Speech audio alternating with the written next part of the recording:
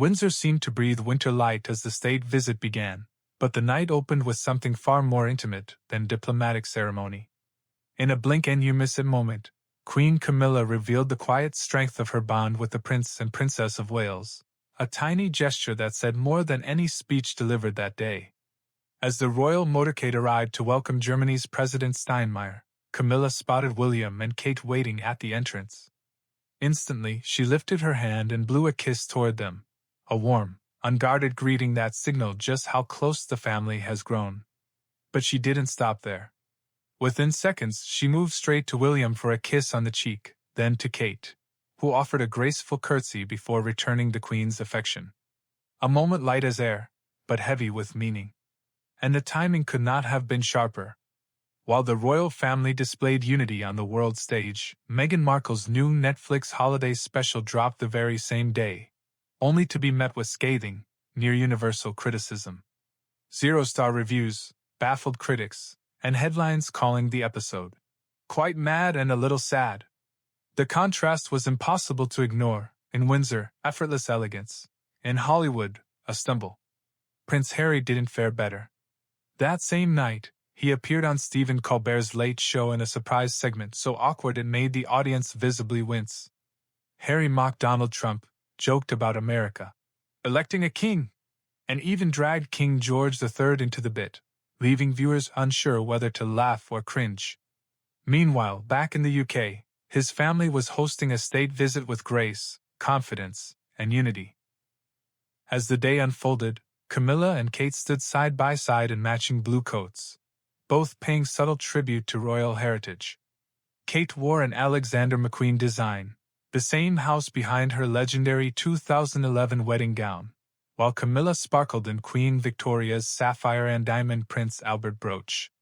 It was a message wrapped in fabric and jewels. The monarchy remembers its history, and it wears it well.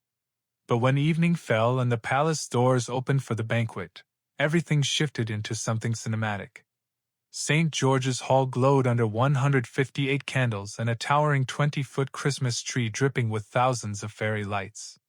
The table stretched nearly the entire length of the hall, set with 329 knives, 320 spoons, 760 glasses, and silver centerpieces filled with flowers gathered from royal estates.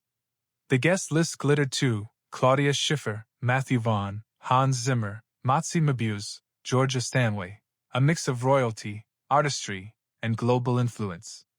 And then Kate walked in. The Princess of Wales appeared in a sweeping pale blue Jenny Packham gown, her softly waved hair crowned with Queen Victoria's Oriental circlet, one of the rarest tiaras in the royal vault. Designed by Prince Albert himself, set with Mogul arches and 2,600 diamonds, the piece had been seen in public only once in nearly 20 years. Its return felt symbolic, deliberate, almost like a story being retold through light. Beside her, William looked effortlessly regal in white tie and the garter sash, while Camilla dazzled in green lace, wearing the famed Girls of Great Britain and Ireland tiara. The royal family stood united, visually, personally, unmistakably. The banquet unfolded with smoked trout, quail eggs, Windsor partridge, winter vegetables, and a theatrical baked Alaska. Wines were chosen with meaning, sparkling English vintages beside a French Pomerol from 1995, the year the German president and his wife married. Even the cocktails paid homage to Germany, chocolate and cherry brandy in honor of Black Forest Gâteau. But the seating plan became its own headline. Sir Keir Starmer found himself placed next to Claudia Schiffer, a pairing he didn't seem disappointed by.